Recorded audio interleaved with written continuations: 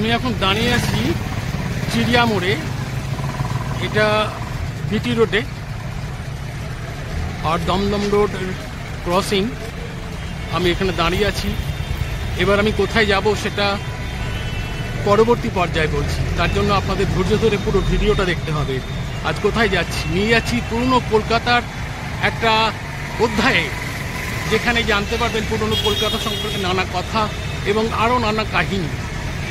সুতরাং আমার সাথে থাকুন, শুনতে থাকুন, দেখতে থাকুন ভিডিওর পরবর্তী অংশ।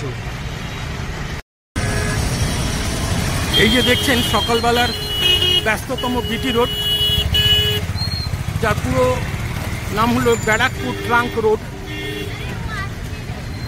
এই রাস্তাটা সোজা চলে গেছে শ্যামবাজারের দিকে, আর এই বাঁ দিকে শ্যামবাজারের দিকে চলে গেছে, আর ডান দিকে চলে গেছে ডানলপ হয়ে পুরো ব্যারাকপুরের দিকে। এই রাস্তাটা অনেক পুরনো রাস্তা, ব্রিটিশ আমলের রাস্তা। আজকে আমরা যাব ঠিক উল্টো দিকে, ওই যে রাস্তায় দেখতে পাচ্ছেন গাড়িগুলো ঢুকছে, ডান দিকে বড় বড় বাড়ি, ওই রাস্তা দিয়ে যাব আমরা প্রাচীন কলকাতার একটা অধ্যায়ের সাক্ষী থাকতে, ঘটনা শুনতে। সুতরাং সঙ্গে থাকুন, দেখতে থাকুন ভিডিওর পরবর্তী অংশ। নমস্কার বন্ধুরা, আপনারা পর্দায় যে 3 তলা বিশিষ্ট তোরণদ্বার বা নহবতখানা দেখছেন, এটি কলকাতার এক প্রাচীন মন্দিরের তোরণদ্বার বা নহবতখানা। যে প্রাচীন মন্দিরের সঙ্গে কলকাতার পুরনো ইতিহাস অঙ্গাঙ্গিভাবে জড়িয়ে আছে, বলবো সেসব ঘটনা বা কাহিনী। আর এই মন্দিরটি যে রাস্তার উপর অবস্থিত, সে রাস্তার নাম খগেন চ্যাটার্জি রোড, এটা বর্তমান নাম। তার অনেক আগে নাম ছিল গান ফাউন্ড্রি রোড। কলকাতা কর্পোরেশনের তরফ থেকে সেই মর্মে একটি স্তম্ভ রয়েছে, সেটি রয়েছে গঙ্গার ধারে, যেখানে লেখা রয়েছে গান ফাউন্ড্রি রোড। আর এই রাস্তাটার নাম আগেই বলেছি খগেন চ্যাটার্জি রোড। এই রাস্তার ডান দিক দিয়ে সোজা চলে গেলে বিটি রোডে পৌঁছে যাওয়া যায়। আপনাদের দেখাচ্ছি সেই রাস্তাটা। এই যে সেই রাস্তা, যেখান দিয়ে সোজা চলে গেলে আপনি বিটি রোডে পৌঁছে যাবেন। তারপর ওখান থেকে আরো অনেক দূরে যাওয়া যায় বিটি রোড থেকে, আপনি যেদিকে যেতে চান না কেন। আর রাস্তার বাঁ দিকটা হলো গঙ্গার দিক। তবে এখন আমরা গঙ্গায় যাব না, আমরা এই অঞ্চলের ইতিহাসটা একটু জেনে নিই। বন্ধুরা, এই অঞ্চলের ইতিহাস, পুরনো কলকাতার ইতিহাস, এই মন্দির ও মূর্তির ইতিহাস সব এক এক করে শোনাবো আপনাদের। শুধু ধৈর্য ধরে আপনাদের পুরো ভিডিওটা দেখতে হবে। আর তার আগে একটা ছোট্ট কাজ করতে হবে আপনাদের। আমার এই চ্যানেলটি একেবারে নতুন চ্যানেল, তাই আপনাদের কাছে একান্ত অনুরোধ, আপনারা আমার চ্যানেলটিকে সাবস্ক্রাইব করে আমার পাশে থাকবেন, যাতে আমি ভবিষ্যতে আপনাদের নতুন নতুন ভিডিও উপহার দিতে পারি। আর ভিডিওটিতে যত পারবেন লাইক, কমেন্ট ও শেয়ার করবেন। সবাইকে ধন্যবাদ। এই অঞ্চলটার বর্তমান নাম কাশীপুর হলেও অনেক আগে এই অঞ্চলটির নাম ছিল চিতপুর, এবং এখান দিয়ে একটা রাস্তা সোজা চলে গিয়েছিল কালীঘাট অবধি, যার নাম ছিল চিতপুর রোড। ব্রিটিশ আমলে এবং ব্রিটিশ আমলে অনেক আগে থেকে, এমনকি মুঘল আমলেও এই চিতপুর রোডের উল্লেখ পাওয়া যায়। আপনাদের সে কথা জানাবো, তার আগে আপনাদের মন্দিরের দরজার ওপরে যে ফলকটি আছে সেটি দেখাচ্ছি। দেখুন, আদি চিত্তেশ্বরী দুর্গা মন্দির, চিতপুর, কাশীপুর, স্থাপিত ইংরেজি 1610 সাল। তাহলে বুঝতে পারছেন যে মন্দিরটি প্রায় 400 বছরেরও বেশি আগে প্রতিষ্ঠিত হয়েছে। এবার বলি, 400 বছর বা তার আগে এই অঞ্চলের কি অবস্থা ছিল, বা পুরনো কলকাতার কি অবস্থা ছিল। বনের গায়ে বন, জঙ্গলের ঘাড়ে জঙ্গল, পচা পাতার গন্ধ, বুনো পাখির কলকাকলি, দিনে শুয়োরের হানা, ঝোপে ঝাড়ে সাপখোপের শীষ, রাতে বাঘের গর্জন, ডাকাতের উল্লাস। প্রতিদিন প্রতিক্ষণ প্রাণকে হাতের মুঠোয় নিয়ে বাঁচা। এদিকে ওদিকে ধান ক্ষেত, খেতে খড়ির বন আর হোগলার ঝাড়। বন পেরুলে এঁদো ডোবা, ডোবা ছাড়িয়ে মস্ত মস্ত খানাখন্দ, তাতে যত জল তত বিষ। একটু বনের পথ ধরে হাঁটলে পায়ে ঠেকে মরা মানুষের হাড়। একটু বেশি রাতে বাড়ি ফিরলে প্রাণ যায় ডাকাতের হাতে। রাত আরো গভীর হলে নরবলির উন্মত্ত চিৎকার ওঠে দূরের কোনো মন্দিরে। ডাঙায় বাঘ, জলে কুমির আর জঙ্গলে ডাকাত, এই নিয়ে আদিকালের কলকাতা। বন্ধুরা, এই কথাগুলো কিন্তু আমার নয়, এ কথা পূর্ণেন্দু পত্রী, আপনারা জানেন, যিনি প্রখ্যাত চলচ্চিত্র পরিচালক, কবি, প্রাবন্ধিক এবং ঐতিহাসিক। তিনি অনেকগুলো কলকাতার ইতিহাস নিয়ে বই লিখেছেন, সেখান থেকে একটা উদ্ধৃতি দিলাম। পূর্ণেন্দু পত্রীর তার পুরনো কলকাতার চালচিত্র বই থেকে উদ্ধৃতি দিলাম আপনাদের। এবার দেখাবো নাট মন্দিরের একটি ফলক। আমরা ফলকটির কাছে ক্রমশ যাচ্ছি। আপনারা দেখুন সবুজ বর্ডার দিয়ে ফলকটি, এখানে কি লেখা আছে আপনাদের আমি আরেকবার পড়ে দিই, আপনারা পর্দায় দেখতে পাবেন।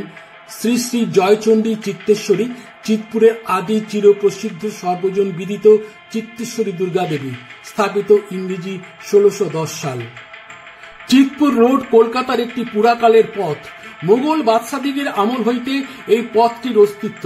তখন ইহার দুই পার্শ্বে ভীষণ জঙ্গল ছিল। এই জঙ্গলের মধ্যন্তরে অপ্রশস্ত বনপথ। এই পথে যাত্রীরা, কাপালিক এবং শাক্ত সন্ন্যাসীরা সেই পুরাকালে চিত্রেশ্বরী ঠাকুর দেখিয়া জঙ্গল সমাচ্ছন্ন চৌরঙ্গির মধ্য দিয়া কালীঘাটে যাইতেন। হলওয়েল এই পথটির একাংশকে এ রোড লিডিং টু কলিগট বলিয়া উল্লেখ করিয়া গিয়াছেন। স্বনাম প্রসিদ্ধ হলওয়েল সাহেবের আমলের ব্ল্যাক জমিদার গোবিন্দরাম মিত্র মহাশয় এই মন্দিরটি নতুন করিয়া নির্মাণ করিয়াছেন। এই কথাগুলি আমার নয় বন্ধুরা, এই কথাগুলি লিখে গেছেন বিশিষ্ট ঐতিহাসিক গবেষক হরিসদন মুখোপাধ্যায় তার কলিকাতা সেকালের ও একালের বইতে। বিশিষ্ট গবেষক ও লেখক অজিত কুমার বসু তার কলকাতার রাজপথ সমাজে ও সংস্কৃতিতে বইতে লিখেছেন, কলকাতার পথঘাটের ইতিহাসে চিতপুর রোড যেমন প্রাচীন ইতিহাস সমৃদ্ধ তেমনি বিচিত্র ঘটনা বহুল। যোগ চাণক্যের কলকাতা আগমনের বহু পূর্ব থেকেই চিতপুর রোডের অস্তিত্ব ছিল। সেকালে কলকাতার এইটিই ছিল একমাত্র রাস্তা পদবাচ্য, উত্তর থেকে দক্ষিণে কালীতীর্থ কালীঘাটে যাবার একমাত্র পথ। ইংরেজরা এই পথকে কখনো বলেছে রোড টু পিলগ্রিমেজ, কখনো রোড টু চিতপুর, আবার কখনো রোড টু কালীঘাট। মোগল আমলে ও সুতানুটি ও কলকাতা গ্রামের সঙ্গে বঙ্গদেশের অন্যান্য অঞ্চলের যোগাযোগের মাধ্যম হিসেবে চিতপুর রোডের ব্যবহারে উল্লেখ পাওয়া যায়। তখন এই পথের দুপাশে ছিল গভীর জঙ্গল। এই জঙ্গলের মধ্যে অপ্রশস্ত বনপথ আর ধারে চিত্রেশ্বরী দেবীর মন্দির। সেকালে তীর্থযাত্রীরা দল বেঁধে চিত্রেশ্বরী দেবীকে দর্শন করে দক্ষিণ দিকে অগ্রসর হয়ে কসাইতলার পল্লীর মধ্য দিয়ে চৌরঙ্গিতে পড়ত। চৌরঙ্গিও ছিল তখন জঙ্গলাকীর্ণ, আর ছিল ডাকাতের উৎপাত। তার মধ্যে পায়ে চলা এক সরু পথ ধরে তীর্থযাত্রীরা কালীঘাটের কালী মন্দির দর্শন করতে যেত। সুবে বাংলা রাজধানী মুর্শিদাবাদের সঙ্গেও যোগাযোগের মাধ্যম ছিল চিতপুর রোড। নবাব সিরাজদৌল্লা তাঁর বিরাট সৈন্যবাহিনী নিয়ে এই চিতপুর রোড ধরে কলকাতা প্রবেশ করে ইংরেজদের তৈরি দুর্গ আক্রমণ করেছিলেন। সেনাপতি মির্জাফরের সৈন্য সামন্তে তাঁবু পড়েছিল এই চিতপুরেই। তবে চিতপুর রোড কোথা থেকে শুরু হয়েছিল তাই নিয়ে গবেষক ও ঐতিহাসিকদের মধ্যে মতভেদ রয়েছে।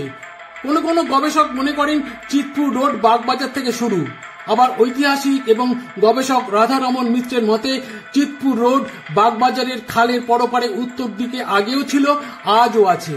এইবারই পর্দায় আপনারা যাকে দেখতে পাচ্ছেন তিনি হলেন এই মন্দিরের বর্তমান সেবায়েত পরিবার সাবর্ণ রায়চৌধুরী পরিবারের কন্যা। আমি পরে বিস্তারিত বলবো, তার আগে বাকি ইতিহাসটুকু আপনাদের বলে দিই। কবি কঙ্কন মুকুন্দরাম চক্রবর্তী চণ্ডীমঙ্গল কাব্যে চিতপুরে উল্লেখ রয়েছে, যেটি রচিত হয়েছিল 1577 সালে। আমি দুটি লাইন আপনাদের শোনাই। তরাই চলিল তরি তিলেক না রয়, চিতপুর শালিখা এড়াইয়া যায়। আবার চিতপুরের নাম পাওয়া যায় বিপ্রদাস পিপিলাই রচিত মনসা বিজয় কাব্যে, যা রচনাকাল সম্ভবত 1495-96 সাল। তাহলে বুঝতে পারছেন তো এই চিতপুর অঞ্চলের বয়স 500 বছরেরও বেশি। বন্ধুরা, এতক্ষণ ধরে আপনাদের চিতপুর রোড বা চিতপুর অঞ্চলের ইতিহাস আপনাদের শোনালাম বিভিন্ন লেখক গবেষকের উদ্ধৃতি দিয়ে। তাদের বইয়ের পাতার ছবি আপনাদের দিতে পারলাম না কপিরাইটের সমস্যার জন্য, সেই জন্য আমাকে মার্জনা করবেন। এবার এই মন্দিরের ইতিহাস, এই মন্দিরের বর্তমান সেবায়েতের কাছ থেকে জেনে নেব। কিন্তু তার আগে বন্ধুরা, আমার বর্ণনা কেমন লাগলো যদি একটু মন্তব্যের কলমে জানান, তাহলে আমি আপনাদের কাছে আন্তরিকভাবে কৃতজ্ঞ থাকব। বন্ধুরা চলুন এবার মন্দিরের সেবায়েতের কাছ থেকে আমরা জেনে নিই এই মন্দিরের ইতিহাস। আপনারা পর্দায় দেখতে পাচ্ছেন সেই চিত্তেশ্বরী মা দুর্গার মূর্তি। এই মূর্তিটি সম্পূর্ণ নিম কাঠের তৈরি। মা এখানে দশভুজা, দশপ্রহরণ ধারিণী। মায়ের গায়ের রং হলুদ বর্ণ, পেছনে চালচিত্র রয়েছে, মাথার উপরে রূপোর ছাতা রয়েছে, তারপর চাঁদোয়া রয়েছে। আর এখানে মা অসুর দলনী, অসুরের গায়ের রং এখানে সবুজ, আর সিংহের গায়ের রং কিন্তু সাদা, আর মুখটা ঘোড়ার মতন। এখানে আরেকটি উল্লেখযোগ্য বিষয় হলো এখানে মায়ের মূর্তির সাথে কিন্তু বাঘের মূর্তি দেখতে পাচ্ছেন। এই বাঘের মূর্তিকেও কিন্তু পুজো করা হয় দক্ষিণরা হিসেবে। এটা দিয়ে বলা হয়ে থাকে যে একসময় এইখানে যে জঙ্গলটা ছিল 500 বছর আগে, এই জায়গাটা পুরো জঙ্গলে পরিপূর্ণ ছিল, যেখানে চিতে ডাকাতের ডেরা ছিল।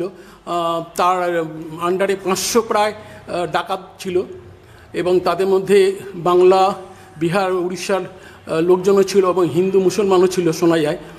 তো সেই ডাকাতের দলকে কিন্তু এই বনে জঙ্গলে বিভিন্ন বন্য পশুর সঙ্গে আক্রমণ করেই তাদের টিকে থাকতে হতো। সেই নিদর্শন হিসেবে এখানে যে বাঘও ছিল, সেই জন্য বাঘের মূর্তি এখানে পুজো করা হয়।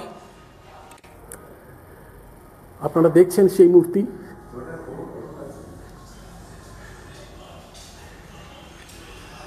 এখানে মা নিত্য পূজিত হন। বাদ বাকি ব্যাপারটা, এই মন্দিরের পুজোর দেখভাল যিনি করেন সাবর্ণ রায়চৌধুরী পরিবারের এক বংশধর কাশীশ্বর রায়চৌধুরী, আপনাদের সঙ্গে পরিচয় করিয়ে দেব।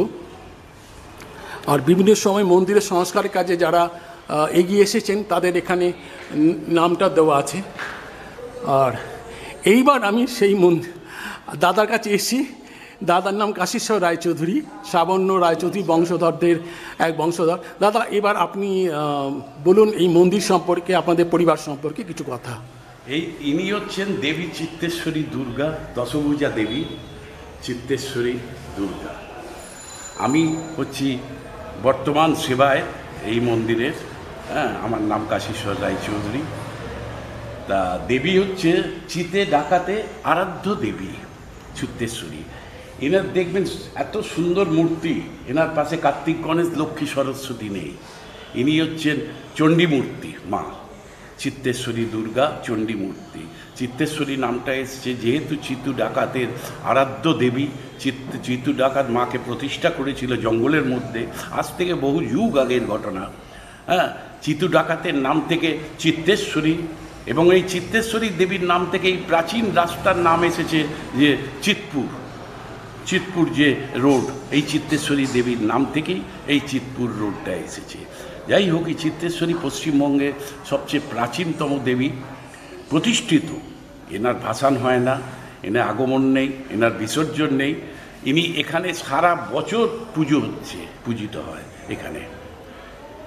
আজ থেকে বহু বছর আগে এখানকার বর্তমান যখন চিতে ডাকাত মাকে পুজো করত, তারপরে চিতে ডাকাতের সময়কাল যখন চলে যায়, এবার চিতে ডাকাত মায়ের সামনে অত্যাচারী জমিদার রাজাদের এনে নরবলি পর্যন্ত দিয়েছে, এই ঘটনাও আছে।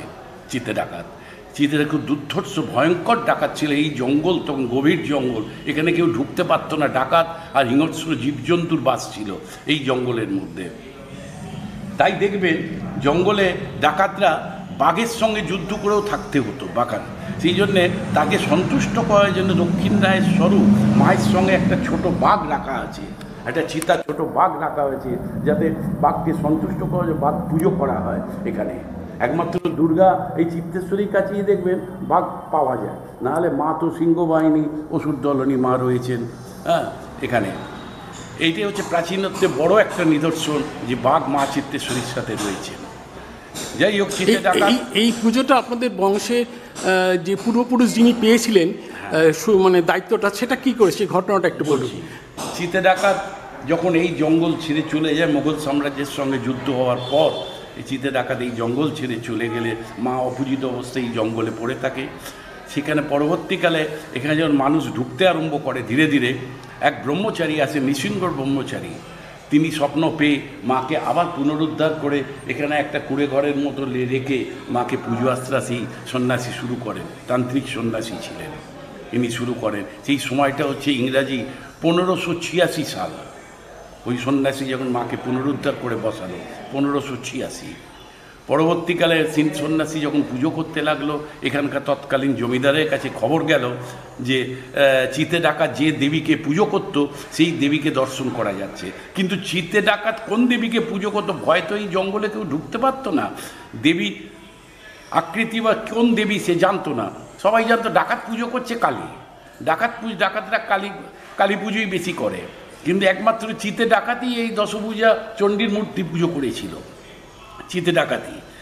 তা যখন জমিদার এলেন, উনি মনোহর ঘোষ। মনোহর ঘোষ, জমিদার মনোহর ঘোষ এলেন, দেখলেন, দেখে খুব সন্তুষ্ট হয়ে মাকে দর্শন করে ওই সন্ন্যাসীর সঙ্গে কথা বললেন মনোহর ঘোষ যে আমি আপনাকে এই মন্দির তৈরি করে দেবো, আপনি এখানে সেবায়েত হিসেবে থাকবেন নৃসিংহ ব্রহ্মচারীকে। ওই জমিদার 1610 ইংরাজি 1610 সালে এই মন্দির তৈরি করে দেয় ওই জমিদার 1610 সালে।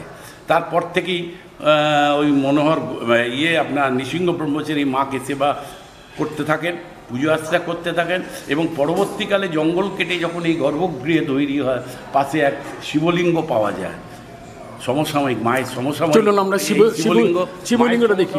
খুব প্রাচীন এবং সুন্দর আকৃতির শিবলিঙ্গ। এই শিবলিঙ্গটি একটি পদ্ম কোড়কের মতন, আপনারা দেখছেন পর্দায়। এই শিবলিঙ্গ এখানে কিন্তু গৌরীপট্ট নেই, আর শিবলিঙ্গটা সম্পূর্ণ প্রস্তরে পাথরের, এটা পদ্ম কোড়কের ন্যায়। হ্যাঁ দাদা বলুন এবার। এবং এই আকৃতির শিবলিঙ্গ একমাত্র এই কাশীপুর অঞ্চলে চিত্তেশ্বরী মন্দিরেই দেখতে পাবেন। ভারতবর্ষের কোনো অংশে এই আকৃতি শিবলিঙ্গ প্রচুর আছে, দেখতে পাবেন, কিন্তু এই আকৃতিটা এত সুন্দর আকৃতি শিবলিঙ্গ। ইনি কিন্তু নিচে থেকে উঠেছেন, এনাকে বসিয়ে দেওয়া হয়নি, কেউ বসিয়েছেন তা না। জঙ্গল কাটতে কাটতে যখন এই দিকে আসে তখন শিবলিঙ্গ পেয়ে এই শিবলিঙ্গকে প্রতিষ্ঠা করে পুনরায় আবার এই গর্ভগৃহ করে ওনাকে রাখা। মায়ের সমসাময়িক এই শিবলিঙ্গ, ওনারও বয়স প্রায় 500 বছর উপর হয়ে গেছে। মাও যেমন এখানে 500 বছরের উপরে বয়স, হ্যাঁ, ওনারও বয়স তাই হয়ে গেছে। এবার নৃসিংহ ব্রহ্মচারী পর, এবং আমি বলে দিচ্ছি, এবার মা যখন নৃসিংহ ব্রহ্মচারী মায়ের পুজো আশ্রা করতে লাগলো, পরবর্তীকালে নৃসিংহ ব্রহ্মচারী যখন দেহত্যাগ করেন, তার 8ম জেনারেশন, হ্যাঁ, উনি আস্তে আস্তে ধীরে ধীরে শিষ্য সামন্তরা মায়ের পুজো করতে আরম্ভ করেন। তার 8ম জেনারেশন, উনি মায়ের প্রথম বিবাহ করেন। এখানে কথা ছিল যে কেউ মায়ের পুজো করলে, সেবা করলে বিবাহ করতে পারবেন না, তারা ব্রহ্মচর্য পালন করেন, ব্রহ্মচর্য থাকবে। কিন্তু উনি বিবাহ করেন বলে সব সন্ন্যাসীরা ত্যাগ করে চলে যায়। ওনার 2 কন্যা হয়। সেই ওটার নাম কি? ওনার নামটা হচ্ছে, এখন বলতে মনে আসছে না, বলছি আমি বলে দেবো আমার কাছে। আপনার হ্যাঁ হ্যাঁ হ্যাঁ। উনি তারপর ওনার এক মেয়ের বিয়ে হলো, 2 কন্যা হয়। এক কন্যার বিবাহ দেয় হালিশহর লাবণ্য রায় চৌধুরীর সাথে, আর এক কন্যার বিবাহ দেননি, উনি অবিবাহিত অবস্থায় মারা যান। যাই হোক, ওই যে পরবর্তীকালে যখন ওই সন্ন্যাসী যখন দেহত্যাগ করেন, হ্যাঁ, তখন ওই লাবণ্য রায় চৌধুরী ফ্যামিলিরা এসে মায়ের সেবাভার গুঁড়ো করেন, সেবায়েত হিসেবে কাজকর্ম করেন, দেখাশুনো, পরিচালনা সব কিছুই ওই ফ্যামিলির লোকেরা আছেন। ওই লাবণ্য রায় চৌধুরী ফ্যামিলিরই আমি হচ্ছি বর্তমান একজন সেবায়েত। কততম বংশধর? আমি 6ম, 6ষ্ঠ বংশ। আচ্ছা, এই যে এখানে সাধক তারা কুমার ব্রহ্মচারী আছে, ইনি হচ্ছেন আমার ঠাকুরদাদার বাবা। ইনি হচ্ছেন তন্ত্র সাধনা করেছিলেন, হ্যাঁ, ইনি হচ্ছেন ব্রহ্মচারী উপাধি পেয়েছিলেন, রায়চৌধুরী থেকে ব্রহ্মচারী উপাধি পেয়েছিলেন। তন্ত্র সাধনা করতেন পঞ্চমুণ্ডির আসনে। পঞ্চমুণ্ডির আসন এখানে রয়েছে পেছনে, মন্দিরের পেছনে পঞ্চমুণ্ডির আসনে আমরা যাবো, সেটা দেখাবো, দেখবেন। আমার ঠাকুরদাদার বাবা, উনিও তন্ত্র সাধক ছিলেন। আমার ঠাকুরদাদা পঞ্চানন রায়চৌধুরী, যিনি আবার পরবর্তীকালে ব্রহ্মচারী উপাধি পেয়েছিলেন, সাধক হয়েছিলেন, উনিও তন্ত্র সাধনা করেছিলেন। উনিও তন্ত্র সাধনা, এই পঞ্চানন ব্রহ্মচারী উপাধি পেয়েছেন। উনিও রায়চৌধুরী থেকে পঞ্চানন খান, যেহেতু উনি ছিলেন বামাখ্যাপারপন্থী, হ্যাঁ, পেয়েছিলেন। ইনি আমার বাবা রবীন্দ্র কুমার রায়চৌধুরী। আমরা বাবা থেকে আমাদের পুজো আশ্রা, মায়ের পুজো করছে, কেউ আর সাধনা করেনি, তন্ত্র সাধনা করেনি, হ্যাঁ। ইনি আমার মা বীণা রায়চৌধুরী। আচ্ছা, এবার আমরা পেছনে, মন্দিরের পেছনে, তারপর থেকেই আমাদের পরিবার, তারপর থেকেই রায়চৌধুরী ফ্যামিলির পর থেকেই আমাদের পরিবার এখানে মায়ের সেবাভার গ্রহণ করে সেবায়েত হিসেবে পরিচালনা সব কিছুই আমরা করে আসছি, এখনো বর্তমানে করছি। মায়ের পুজো আশ্রা সকাল থেকে সন্ধে অবধি। কবেলা পুজো হয় মায়ের? মায়ের পুজো ভোর থেকে 6টা থেকে মন্দির খুলে যায়, পরিষ্কার পরিচ্ছন্ন হয়। 8টা থেকে পুজো শুরু হয়, একদম 12:30 অবধি মায়ের পুজো হয়। দুপুরবেলা আবার শয়ন দেওয়া হয় মাকে, হ্যাঁ, পুজো করে, মানে ভোগ পত্র সব কিছু করে অন্নভোগ দেওয়া হয়। অন্নভোগ দেওয়া, আমিষ এবং ফল মিষ্টি সব ভোগ দেওয়া। আমিষ না নিরামিষ ভোগ দেওয়া মাকে? মাছ ভোগ দেওয়া হয়, মায়ের মাছটা, মানে আমিষ ভোগ দেওয়া। হ্যাঁ, আমিষ মানে মাছটা হয়। আচ্ছা, আচ্ছা, এইটা হয় 12টা 12:30 বন্ধ হয়ে গিয়ে বিকেলবেলা আবার 5:30, 5টা থেকে 5:30টার মধ্যে মন্দির খোলা হয়। রাত্রি 9টা সাড়ে 9টা অবধি মায়ের মন্দির বন্ধ করা, সব লোক দর্শন করতে পারেন ওই সময়ের মধ্যে এসে মাকে দর্শন করা। ওই সময় সন্ধ্যা আরতি এবং শীতল ভোগ দেওয়া হয়, রাত্রিবেলা সন্ধ্যা আরতি, হ্যাঁ, ভোগ সব কিছু দিয়ে। শীতল ভোগে কি দেওয়া হয় মাকে? মাকে মিষ্টি, ফল এইসব দেওয়া হয়, লুচি বা সুজি, হ্যাঁ এইসব দেওয়া হয়। দিয়ে আবার রাত্রিবেলা মাকে শয়ন করে দেওয়া হয় রাত্রি 9:30টার সময়, আবার ভোরবেলায় যেমন খোলা হয়। আচ্ছা, আর বিশেষ পুজো কবে হয় এখানে? বিশেষ পুজো এখানে হচ্ছে শারদীয় দুর্গা পুজো হচ্ছে আমাদের এখানে বিশেষ পুজো। আচ্ছা, শারদীয় দুর্গা পুজো এখানে মহা ধুমধাম সহকারে মায়ের পুজো। 5 দিন হয় নাকি তার বেশি? 16 প্রচারে মায়ের পুজো হয়, দুর্গা পুজো 16 প্রচারে মায়ের পুজো হয়, চিত্তেশ্বরী মায়ের পুজো। এবং এখানে হোম, যজ্ঞ এবং বলিদান, এখন এখানে ফল বলি হয় পুজোর সময়, সপ্তমী, অষ্টমী, নবমী, চাল কুমড়ো, আখ, শশা, কলা এইসব ইত্যাদি বলি দেওয়া হয়। পুজো 3 দিনই এইভাবে বলি চলে আমাদের। আর হোম যজ্ঞ হচ্ছে বিরাটভাবে এখানে করা হয়। আর অন্য কোনো দিন?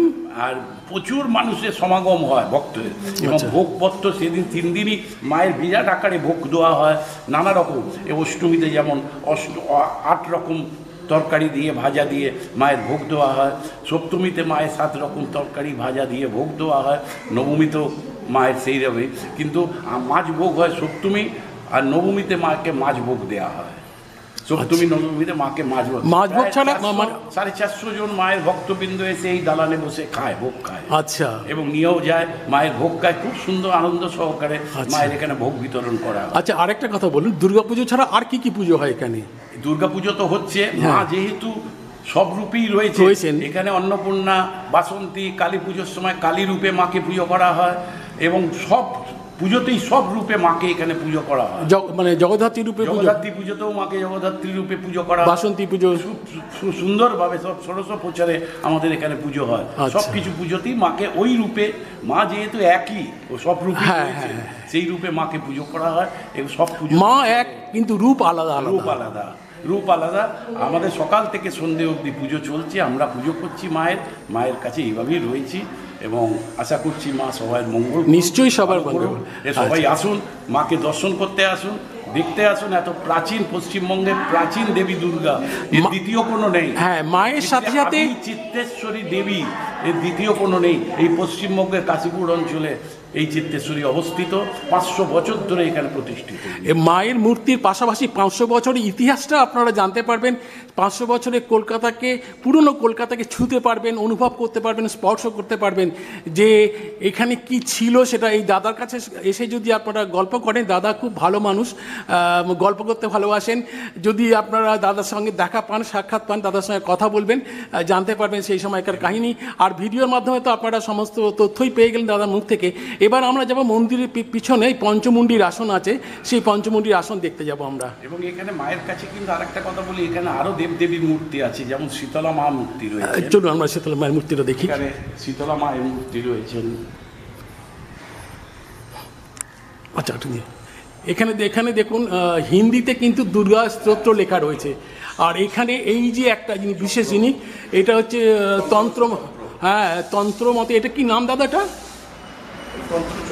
দেখেন, এটা একটা পদ্ম ফুলের ন্যায়, এবং প্রত্যেকটা পাপড়ির মাথায় কিন্তু একটা করে মানে প্রতীক বা কিছু রয়েছে। এর ব্যাখ্যা আমার কাছে নেই, আপনাদের সব কটা দেখিয়ে দিচ্ছি। আপনারা দেখলেই বুঝতে পারবেন যে এটা হচ্ছে তান্ত্রিকদের ব্যাপার, তন্ত্র সাধনার ব্যাপার। এটাও কিন্তু এখানে পুজো করা হয়েছে, দেখেছেন তুলসী পাতা এবং জবা ফুল দেওয়া রয়েছে। এবার আমরা শীতলা মূর্তিটা দেখব। এই যে দেখুন শীতলা মায়ের মূর্তি। এটা কি দাদা মাটির মূর্তি নাকি? না, এটা পাথরের মূর্তি। পরবর্তীকালে এইসব মূর্তি কি এসেছে, প্রতিষ্ঠা করা হয়েছে এই মন্দিরে। আচ্ছা, আরেকটা এখানে রাম, সীতা, লক্ষ্মণ, ভরত, শত্রুঘ্ন, হনুমানজি, কালভৈরব এখানে আছেন। ওই যে উপরে রাম বসে আছেন, পাশে সীতা, লক্ষ্মণ, ভরত, শত্রুঘ্ন, এই যে হনুমানজি নিচে বসে আছেন। নিচে মুখটা হচ্ছে কালভৈরবের মুখ। আচ্ছা, নিচের মুখটা হচ্ছে কালভৈরবের মুখ। কালভৈরবের মুখ, নিচের মুখটা। আচ্ছা, দেখুন কালভৈরবের মুখ। এটা মূর্তি এখানে প্রতিষ্ঠা আছে। মানে যারা তান্ত্রিক হন তারা তো কালভৈরবের মূর্তি পুজো করেন, আমি যতদূর জানি। চলুন এবার পঞ্চমুণ্ডির আসনে আমরা যাই।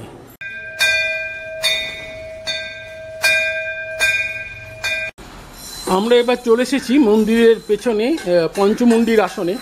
আপনারা দেখতে পাচ্ছেন পঞ্চমুণ্ডির আসনের আকৃতিটা একবার দেখুন। তাহলে বুঝতে পারবেন।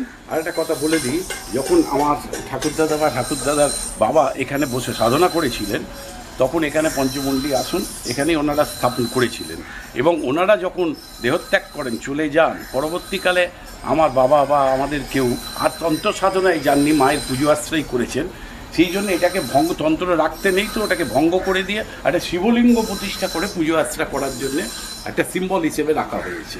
দেখছেন, আমি এই প্রশ্নটাই করতে যাচ্ছিলাম যে এই তান্ত্রিক সিম্বলের মধ্যে হঠাৎ শিবলিঙ্গ কেন? দাদা সেটা বুঝিয়ে দিলেন, আপনারা নিশ্চয়ই সেটা শুনলেন এবং বুঝতে পারলেন যে এর পেছনের কাহিনীটা। আর তার পেছনে দেখুন একটা ছোট্ট একটা মূর্তি আছে, ওই মূর্তি পেঁচার মূর্তি। হ্যাঁ, নিশাচর প্রাণীদের একটা ব্যাপার থাকে তন্ত্র সাধনায়।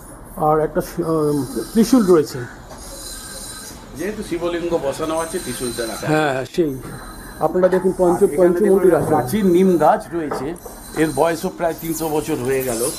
এখানে মনস্কামনা পূরণের আশায় অনেকে এখানে সুতো বেঁধে যান, তাদের মনস্কামনা পূরণ হলে আবার এখান থেকে সুতো খুলে দিয়ে চলে যান। তাহলে বুঝতে পারছেন এই মন্দিরের মাহাত্ম্য বা এখানকার দেবীর মাহাত্ম্য মানুষের মনে কতটা গভীরে জায়গা নিয়েছে। মা এখানে খুবই জাগ্রত, মানুষের বিশ্বাস সবার মনস্কামনা পূর্ণ করেন তিনি, তাই সবাই ছুটে আসেন এই মন্দিরে, পুজো দেন মাকে মনস্কামনা পূরণের আশায়। প্রখ্যাত ঐতিহাসিক গবেষক ও প্রাবন্ধিক ডেভিড মাক্কাচন সাহেব তার টেম্পলস অব ক্যালকাটা নামক প্রবন্ধে যে 31টি মন্দিরের উল্লেখ করেছেন, তার মধ্যে চিত্রেশ্বরী দেবীর মন্দির সেগুলির মধ্যে অন্যতম। তিনিও এই মন্দিরের প্রতিষ্ঠাতা হিসেবে মনোহর ঘোষকে স্বীকৃতি দিয়েছেন। তিনি বলেছেন, মোগল সম্রাট আকবরের রাজস্ব মন্ত্রী টোডর মলের রাজস্ব বিভাগের মুহুরি ছিলেন মনোহর ঘোষ ওরফে মহাদেব ঘোষ। তিনি সে বাবদে প্রচুর অর্থের মালিক হয়েছিলেন। তিনি বাস করতেন সুবর্ণরেখা নদীর তীরে। মোগল পাঠান যুদ্ধে ক্ষতিগ্রস্ত হয়ে তিনি চিতপুরে এসে বসবাস শুরু করেন এবং 1610 সালে এই মন্দির নির্মাণ করে দিয়েছেন। এই মন্দিরের নাট মন্দিরে একটি বোর্ড আছে, তাতে অনেক ইতিহাস লেখা আছে এই মন্দিরের, সেটি আপনাদের পরে দেখাবো, কিন্তু তার আগে আরেকটু ইতিহাসের কথা বলে নিই। চিতে ডাকাতের আমলে কিন্তু বাংলার সমস্ত ডাকাতি কালী পুজো করত, একমাত্র চিতে ডাকাতি এই দুর্গা মূর্তি পুজো করতেন। কিন্তু তারও একটা ইতিহাস আছে। এই মূর্তি তিনি স্বপ্নে পেয়েছিলেন। স্বপ্নে দশভুজা মা দুর্গা তাকে বলেছিলেন যে আগামীকাল ভোরে গঙ্গার ধারে একটা কাঠের টুকরো পাবি, তুই সেই কাঠের টুকরো দিয়ে আমার মূর্তি তৈরি করে প্রতিষ্ঠা করবি এবং পুজো করবি। চিতের ডাকাত যে ডাকাতি করতে যাবার আগে নরবলি দিত, সেটা আপনারা শুনলেন বর্তমান মন্দিরের সেবায়েত কাশীশ্বর রায়চৌধুরীর মুখে। চিতে ডাকাত আরেকটি কাজও করতো ডাকাতি করতে যাবার আগে, সেটা হচ্ছে যে একটা জবা ফুল মায়ের পায়ে দিত। যদি সেই জবা ফুলটি মায়ের কাছে থেকে যেত, মায়ের পায়ে থেকে যেত, তাহলে মনে করতো যে আজকের ডাকাতিতে তারা সফল হবে। আর যদি জবা ফুলটি পড়ে যেত, তাহলে মনে করতো তারা আজকের ডাকাতিতে সফল হবে না। নৃসিংহ ব্রহ্মচারী যখন জঙ্গল থেকে মায়ের মূর্তিটি উদ্ধার করেন, তখন দেখেন যে মায়ের বক্ষস্থলে 8 চরণে লেখা 2টো শ্লোক। তিনি ওই মন্ত্রে পুজো শুরু করেন। তারপর থেকে ওই গুপ্ত মন্ত্রেই দেবীর পুজো হয়ে আসছে। এই দেবী চিত্তেশ্বরীকে নিয়ে মানুষের মধ্যে নানা মিথ বা কিংবদন্তি চালু রয়েছে। তার মধ্যে একটা আপনাদের শোনাই।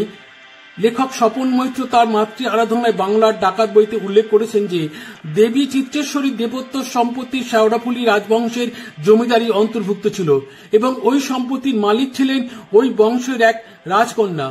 স্থানীয় এলাকার কিছু স্বার্থান্বেষী মানুষ নৃসিংহ ব্রহ্মচারীর বিরুদ্ধে রাজবাড়িতে গিয়ে ভ্রান্ত ধারণা সৃষ্টি করায় শেওড়াফুলি রানী চিতপুরে এসে নৃসিংহ ব্রহ্মচারীর সঙ্গে দেখা করেন। তার সম্পর্কে লোকমুখে অলৌকিক কাহিনী শুনে তার প্রতি রানীর শ্রদ্ধা আরো বেড়ে যায়। এরপর রানী ফিরে গিয়ে দেবী চিত্রেশ্বরী নামে আরো সম্পত্তি দান করেন এবং ব্রহ্মচারীকেই পূজার সেবাইতে নিযুক্ত করে যান। মায়ের মন্দিরে এসে এখানকার এক ভক্তের সঙ্গে দেখা হয়ে গেল। দাদা, আপনার নামটা বলবেন? আমার নাম বিকাশ মাহাতো।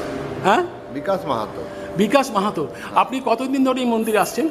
প্রায় 35 বছর তো হয়ে গেল। 35 বছর ধরে এই মন্দিরে আসছেন? 35 বছর। আমার বাবা আসতেন, উনি আচ্ছা এইখানকার মানে যতই এখানে ওই টাইমে যখন বাবা আসতেন তখন ফুল টুল এখানে দেওয়া হতো, দাদুর সঙ্গে দেখা হতো। আচ্ছা আচ্ছা, দাদু আশীর্বাদ পেতাম, কাকার সঙ্গে দেখা হতো, ওনার সঙ্গে আশীর্বাদ পেতাম। মায়ের কাছে যে মনস্কামনা জানিয়েছে একদম আমার মা তো একদম কি বলবো, মা যা আমি চাই মাকে, মা আমাকে দিয়ে দেয়। বাহ, আমার থেকে যত হয় আমি মন্দিরের জন্য যত চেষ্টা করি ভালো করবার জন্য আমি করি। বাহ, খুব ভালো লাগলো দাদা। আপনাদের মন্দিরের নাট মন্দিরটি এবং মূল মন্দিরটি দেখবার চেষ্টা করছি। ডান দিকে গাছপালা রয়েছে, এখানে ফুলের গাছ, যে ফুলে মাকে পুজো করা হয়।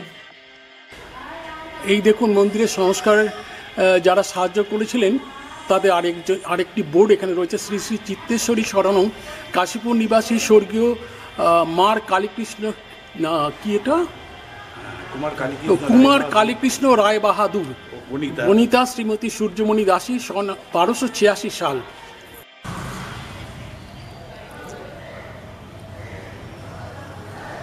মন্দিরের নাট মন্দিরে একটা বোর্ড লেখা রয়েছে হলুদের উপর লাল রং দিয়ে, ওপরে লেখা রয়েছে শ্রী শ্রী জয়চণ্ডী চিত্তেশ্বরী। শ্রী শ্রী চিত্তেশ্বরী মাতা পশ্চিমবঙ্গে প্রাচীন স্থাপিত চিতে ডাকাতের আরাধ্য দুর্গা দেবী। বহু বছর আগে চিতে ডাকাত গঙ্গার জলে ভেসে আসা নিম কাঠ দিয়ে দশভুজা চিত্তেশ্বরীর মূর্তি এই স্থানে স্থাপন করে পুজো শুরু করেন। কালক্রমে চিতে ডাকাতের মৃত্যুর পর দুর্গা গভীর জঙ্গলে পড়ে রইলেন।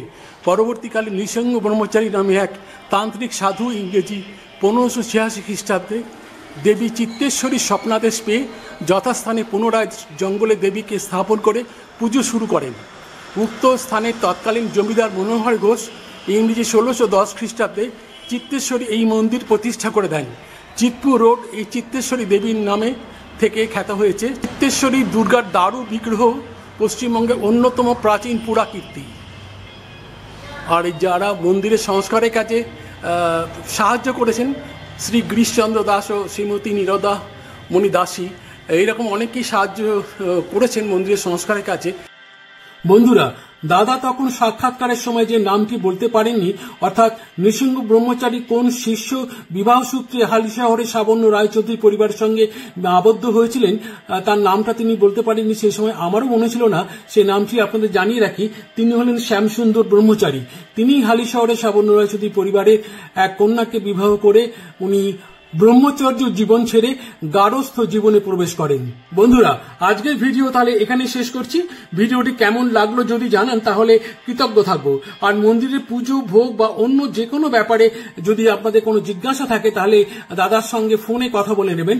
দাদার ফোন নম্বরটা আমি এই ভিডিওর ডেসক্রিপশন বক্সে দিয়ে দেবো, আপনারা সেই নম্বরে যোগাযোগ করে নেবেন। আপনাদের যে কোনো প্রশ্নের উত্তর আপনারা পেয়ে যাবেন।